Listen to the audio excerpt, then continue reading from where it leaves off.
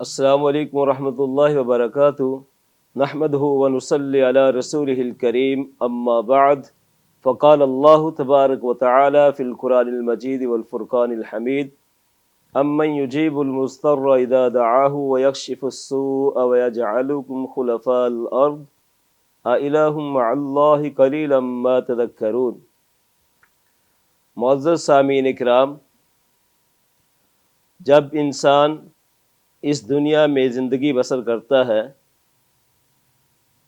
تو اس کے ساتھ ساتھ اس کو کئی طرح کی مصیبتوں پریشانیوں کا سامنا کرنا ہوتا ہے۔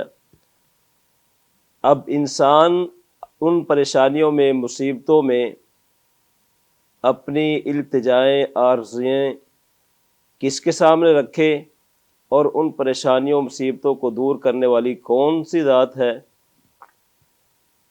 وہ ذات صرف اور صرف ایک ہی ذات ہے، اللہ وحدہ لا شریک کی ذات ہے۔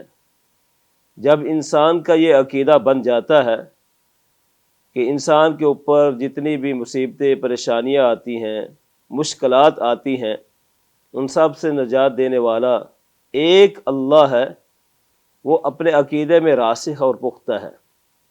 اور جب انسان کا یہ عقیدہ نہ ہو اور اس کی التجائیں آرزویں کسی اور کی طرف چل نکلے تو پھر سمجھ لیجئے کہ وہ عقیدتاً کمزور انسان ہے۔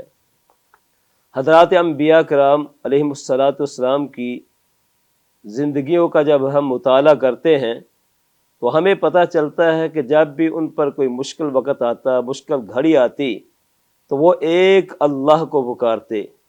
سیدنا حضرت ابراہیم علیہ السلام کو دیکھیے کہ ان کی ساری زندگی آزمائشوں کی زندگی ہے، ابتلاؤں کی زندگی ہے، تو وہ ان تمام صورتوں میں ایک اللہ کو پکارتے ہیں۔